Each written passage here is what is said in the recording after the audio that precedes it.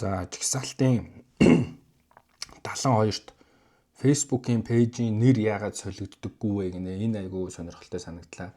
За Facebook-ийн пэйжийн нэр нэгдүгээр шалтгаан маш олон удаа солигдсон бол Facebook-ийн пэйжийн нэр гацтаа 14-өөс 15 удаа, 16 удаа, 12 удаа маш олон солигдсон бол хамгийн сүүлийн нэр дээрээ гацна. За хоёр дахь нь Facebook нөгөө л нэг community стандарт буюу нийтээр дагаж мөрдөх хэм хэмжээг ямар нэг байдлаар зөрчсөн байх юм бол Facebook пэйж улбар шар анхааруулга авсан улбар шар эсвэл улаан болсон байх юм бол нэр бас гацах тохиолдол байна. Бусад тохиолдолд Facebook-ийн пэйж 60 хоногт буюу 2 сард нэг удаа асуудалгүй солигдно. 1 2 3 4 5 7 8 9 удаа солиход бол асуудалгүй.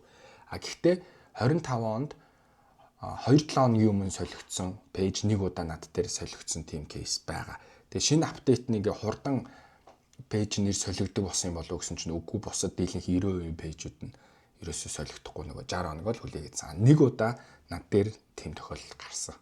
Тэгэхээр Facebook-ийн пэйжийн солигдохгүй байх шалтгаан нэгт маш олон удаа солигдсон бол гацсан байх нь байна. Хоёрт анхааруулга авсан улбар шар улаан болсон байх юм бол Facebook-ийн пэйжийн нэр солигдохгүй гацна.